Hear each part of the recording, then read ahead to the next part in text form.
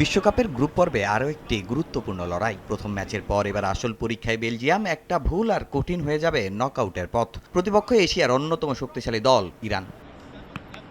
দুদলের জন্য এই ম্যাচের ফল হতে পারে নকআউটের সমীকরণ বদলে দেওয়ার মতো। তাই লস অ্যাঞ্জেলেসের সোফাই স্টেডিয়াম অপেক্ষা করছে হাড্ডাহাড্ডি লড়াইয়ের। নতুন প্রজন্মের বেলজিয়াম এখন গড়ে উঠেছে তরুণ আর অভিজ্ঞদের সমন্বয়। তবে প্রথম ম্যাচে তাদের পারফরমেন্স কিছুটা হতাশই করেছে। ম্যাচের শুরুতে গোল হজম, সমতায় ফেরা গোলটাও হয়েছে আত্মঘাতী।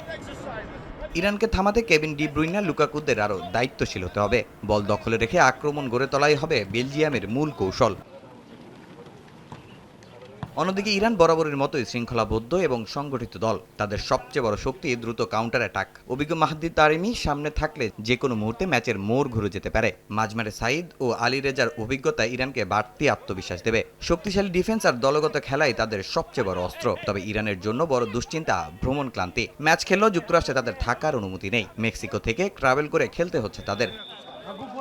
এ ম্যাচে কাগজে কলমে এগিয়ে বেলজিয়াম। তবে বিশ্বকাপে ইরান বারবার প্রমাণ করেছে বড় দলকে চাপে ফেলতে জানে তারা। তাই এই ম্যাচে শুধু তারকাদের লড়াই নয়, ইউরোপীয় আক্রমণাত্মক ফুটবলের বিপক্ষে এশিয়ার রক্ষণ। এই দ্বৈরথ হতে পারে ম্যাচের আসল আকর্ষণ।